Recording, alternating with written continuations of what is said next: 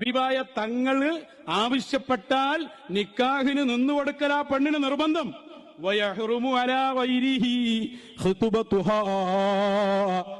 ആ പെണ്ണിനെ മറ്റൊരാള് പെൺകെട്ട് പറയൽ പോലും ഹറാമാണ്. പറ്റില്ല. നമ്മളൊരു പെണ്ണിനെ കെട്ടാൻ തീരുമാനിച്ച് വേറെ ആള് വന്ന് ആ പെണ്ണിന് ഓനസ്റ്റായ പെണ്ണങ്ങ് പോയി പോവും.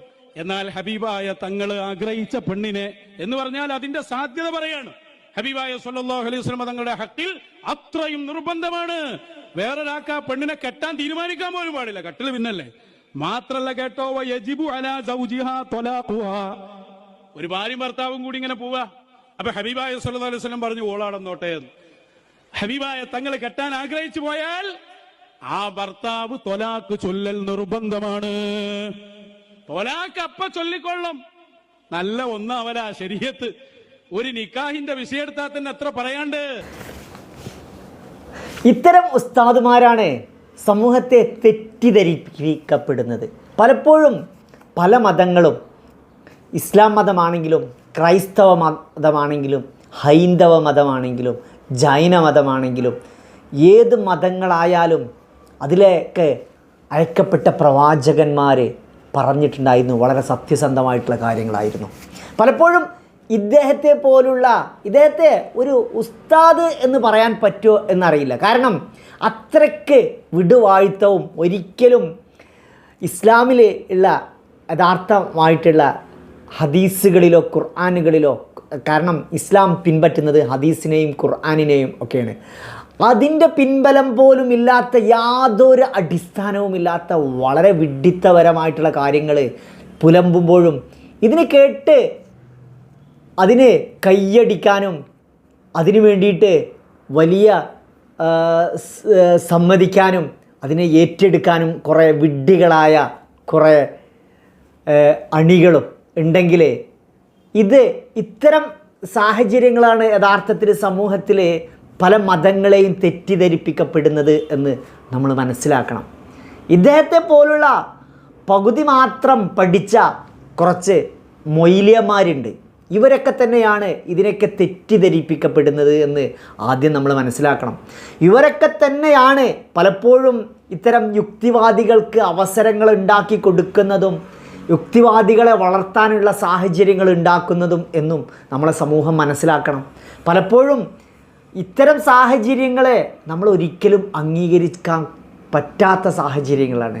ഒരിക്കലും ഈ പ്രവാചകൻ മുഹമ്മദ് നബി ഈ ലോകത്തോട് വിളിച്ചു പറഞ്ഞ ഒരുപാട്, നമ്മൾ ആ പഴയ കാലഘട്ടത്തിൽ ഒരിക്കലും സയൻസോ ഇന്നത്തെ പോലെ സംവിധാനങ്ങളോ പോലും ഇല്ലാത്ത കാലഘട്ടത്തിൽ പ്രവാചകൻ മുഹമ്മദ് നബി ജനങ്ങളോട് ഒരുപാട് കാര്യങ്ങൾ പറഞ്ഞിട്ടുണ്ടായിരുന്നു.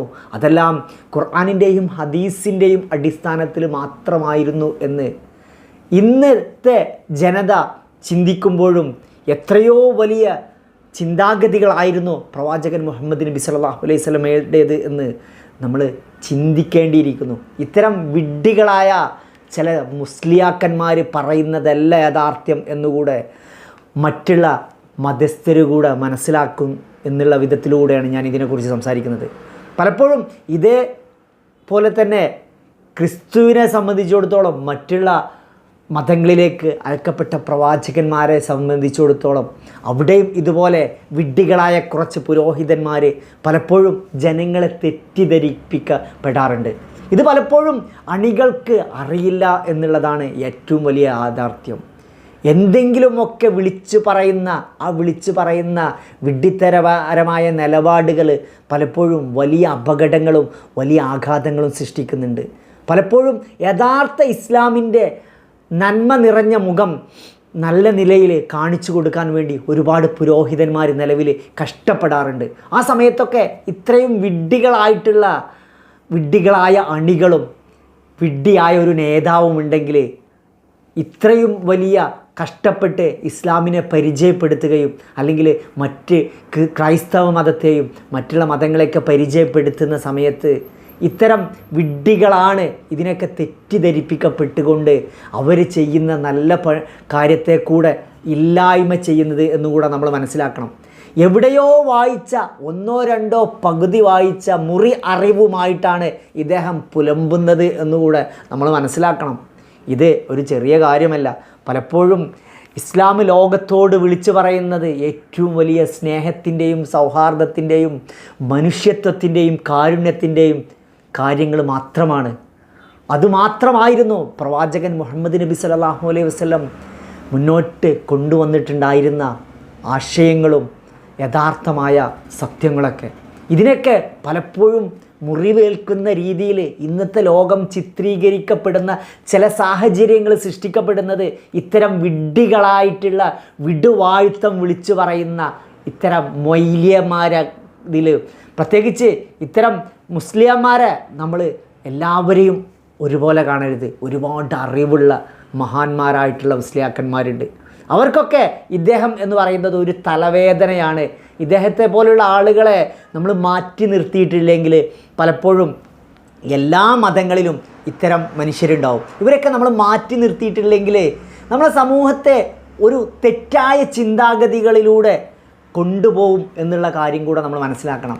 ലോകത്ത് മതങ്ങൾ എന്തിനു വേണ്ടിയിട്ടാണ് എന്ന് പലപ്പോഴും നാസ്തികർ ചോദിക്കപ്പെടാറുണ്ട്. അത്തരം സാഹചര്യങ്ങളിലൊക്കെ തെറ്റിദ്ധരിക്കപ്പെട്ടു പോകുന്നത് ഇത്തരം വിഡ്ഢികളായിട്ടുള്ള മുസ്ലിംമാരും പുരോഹിതന്മാരുമാണ് എന്ന് നമ്മൾ മനസ്സിലാക്കണം. ലോകത്ത് എല്ലാ മതങ്ങളും പറയുന്നത് സ്നേഹത്തെക്കുറിച്ചും ലോകത്തെ സമാധാനത്തെക്കുറിച്ചും മാത്രമാണ്. ലോകത്ത് ഒരു മതവും മറ്റൊരു മതസ്ഥരെ കൊല്ലാനോ അല്ലെങ്കിൽ മറ്റൊരു മതസ്ഥത്തെ നീചമായി കാണാനോ വളരെ മോശമായിട്ട് കാണാനോ പറയുന്നില്ല. പരസ്പരം സ്നേഹവും സൗഹാർദ്ദവും മാത്രമാണ് എല്ലാ മതവും വിഭാവനം ചെയ്യുന്നത് എന്നുള്ള സത്യങ്ങൾ പലപ്പോഴും ജനങ്ങളും അണികളും തിരിച്ചറിയാത്തതും ഇത്തരം തെറ്റിദ്ധരിക്കപ്പെടുന്ന മനുഷ്യരുമാണ് യഥാർത്ഥത്തിന് ഇതിനൊക്കെ പിറകിൽ നിന്ന് നമ്മളുകൂടെ മനസ്സിലാക്കണം. ഇദ്ദേഹം പറയുന്ന ഏറ്റവും മോശമായ ഇദ്ദേഹത്തിൻ്റെ വാക്കുകൾ ഇദ്ദേഹം പഠിച്ച ഹദീസിലെ ഏതോ ഒരിക്കലും അംഗീകരിക്കാത്ത വരികളിലെ വാക്കുകൾ മാത്രം ഉപയോഗിച്ചുകൊണ്ടും ഒരിക്കലും ഹദീസും ഖുർആനും ഇസ്ലാം വിഭാവനം ചെയ്യുന്ന വ്യക്തമായ നിർദ്ദേശങ്ങൾ ഉൾക്കൊള്ളുന്ന ഭാഗമാണ് ഹദീസും ഖുർആനും. ഇതിനെയൊക്കെ കൈവിട്ടുകൊണ്ട് ഇവർ എഴുതി ചേർത്ത വളരെ വളരെ വിഡ്ഢിത്തരമായിട്ടുള്ള ഒരുപാട് ഗ്രന്ഥങ്ങളുണ്ട്. ഇതിന് അല്ലെങ്കിൽ ഒരിക്കലും അംഗീകരിക്കാത്ത ചില ഹദീസുകളുണ്ട്. ഇതിനൊക്കെ പിൻബലത്തിൽ എന്തും വിളിച്ച് പറയുന്ന ഈ ഒരു സാഹചര്യങ്ങൾ ഇതുണ്ടാക്കുന്ന പ്രശ്നം വലിയ ഭീകരമായ അവസ്ഥകൾ സൃഷ്ടിക്കും. അതുകൊണ്ട് മനുഷ്യത്വവും ജനാധിപത്യവും നമ്മൾ മുറുകെ പിടിക്കണം. അതേസമയം പരസ്പരം മതസ്നേഹം നമ്മൾ വളർത്തണം. മതങ്ങൾ തമ്മിലുള്ള സൗഹാർദ്ദവും സ്നേഹങ്ങളും ഇല്ലായിരുന്നു എങ്കിൽ ഇന്ന് ഈ ലോകത്ത് വലിയ അപകടങ്ങൾ സൃഷ്ടിക്കപ്പെടും. അതുതന്നെയാണ് ചില സമയത്തൊക്കെ ലോകത്ത് ചില ഭീകരമായ സാഹചര്യങ്ങൾ സൃഷ്ടിക്കപ്പെടുന്നതും ഇത്തരം തെറ്റിദ്ധരിക്കപ്പെടലുകളാണ് എന്ന് നമ്മൾ തിരിച്ചറിയണം. ഇത്തരം മനുഷ്യരെ നമ്മൾ ഒറ്റക്കെട്ടായി മാറ്റി നിർത്തപ്പെടണം എന്നുകൂടെ നമ്മൾ മനസ്സിലാക്കണം. ഒരു മതവും തെറ്റിദ്ധരിപ്പിക്കപ്പെടലുകൾ വിഭാവനം ചെയ്യുന്നില്ല. അതെല്ലാം തെറ്റിദ്ധാരണകളും മാറ്റത്തിരുത്തലുകളും വരുത്തിയിട്ടുള്ളത് യഥാർത്ഥത്തിൽ മനുഷ്യൻ തന്നെയാണ് എന്ന് പലപ്പോഴും അണികളായിട്ടുള്ള ഇത്തരം വിഡ്ഢികളായ മനുഷ്യരും തിരിച്ചറിയാറില്ല. എല്ലാം തോന്നിവാസങ്ങളും അന്ധവിശ്വാസങ്ങളും മതത്തിൻ്റെ വിഭാവനം ചെയ്യുന്ന അല്ലെങ്കിൽ മതം പ്രതിനിധാനം ചെയ്യുന്ന കാര്യങ്ങളല്ല എന്നുകൂടെ നമ്മൾ മനസ്സിലാക്കണം.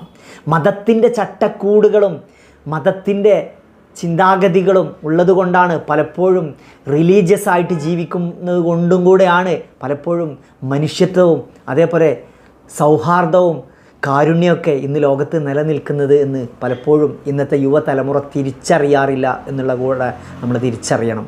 ഏതായാലും ഇത്തരം അനുഭവങ്ങളൊക്കെ പലർക്കും ഉണ്ടായിരിക്കാം. ഏതായാലും വീഡിയോയെക്കുറിച്ചുള്ള അഭിപ്രായങ്ങൾ കമൻറ്റ് ചെയ്യുക. പുതിയ മറ്റൊരു വീഡിയോസുമായി വീണ്ടും കാണാം.